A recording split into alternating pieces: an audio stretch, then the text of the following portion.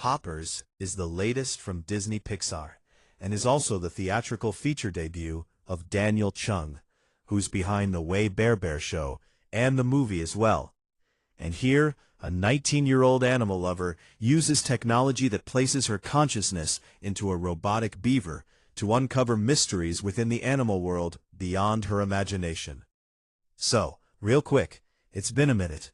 I haven't done a video in a while, and that's because I went on vacation with my family.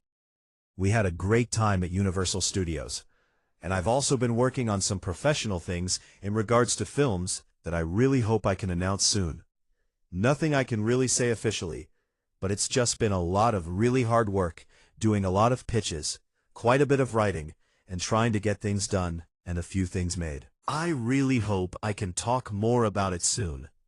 But it has taken so much of my time compounded with the vacation that was sorely needed and very much enjoyed.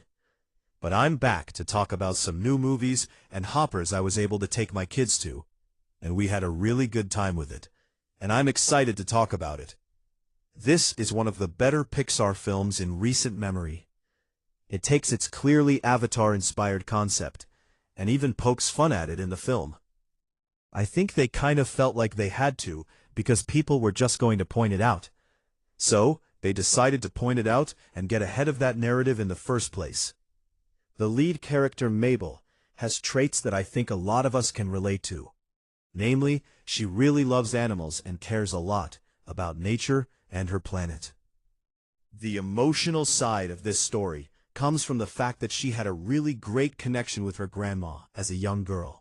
And her grandma took her to this glade where she was allowed to calm her thoughts because she got angry a lot as a kid. She kept trying to rescue animals that were in captivity at her school, like a small turtle that was in a classroom and things along those lines. And her grandma took her to this glade and said, "Just listen. Listen to nature. Calm yourself. Just feel everything around you and take a breath." And when this glade becomes threatened by the impending construction of a highway, she decides to try to save it in the best way she can, which is becoming a beaver inside of a robot beaver body, and convincing the other animals to go back to the glade so that the people who are going to build there will have to stop their construction because there's too many animals. It sounds really complex, but the movie actually does a very good job of explaining it and getting past that issue quickly. And it becomes this really fun and touching story about friendship, about how far you'll go to save something you care about, and also about how sometimes you can create more problems while you're trying to fix one problem. Something I'm really enjoying is taking my kids to these movies and seeing how they react to things, how certain scenes have an impact on them, and how some things perhaps go over their heads. Because I'm really trying to take them to as many family films as I can, even re-releases.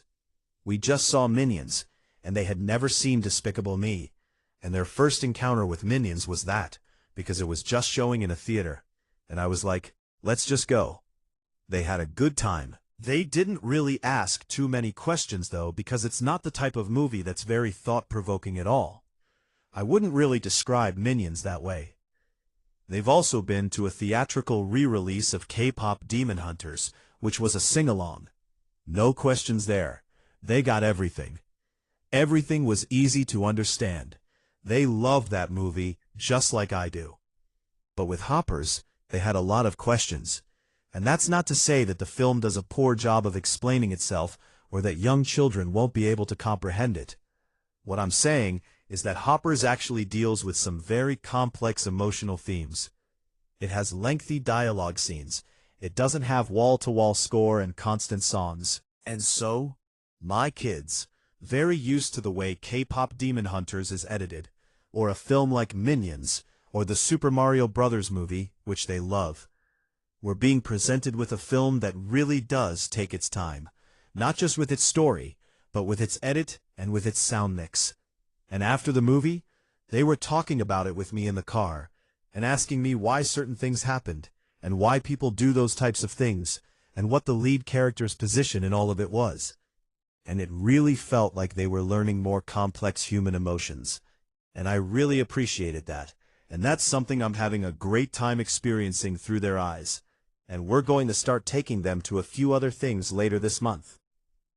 There's a Kiki's Delivery Service re-release happening that's going to be their first Studio Ghibli film. I'm taking them to the Iron Giant. That's also going to be showing for a day. I cannot wait to see how they react to both of those movies. This has been really exciting for me, because I liked Hoppers. I thought it was very entertaining. I thought it was funny. The animation, of course, is absolutely incredible. Pixar just keeps making things look photorealistic to the point of absurdity. It's really impressive, and I really enjoyed watching it. But I have to say that like taking my kids and seeing how they react to some of these more mature scenes has become my favorite part of movies like this. The film seems to be doing well at the box office. I hope that families are enjoying the movie. If you haven't seen it, I would recommend it. It's a really good time at the theater, and I do think that if you have kids around my age, it could create some thought-provoking conversations afterwards. So, that's really great too. Guys, thank you so much as always for watching. I'll be back with more videos very soon. Won't be too much of a break this time. And as always, if you like this, you can click right here and get Stuckmanized.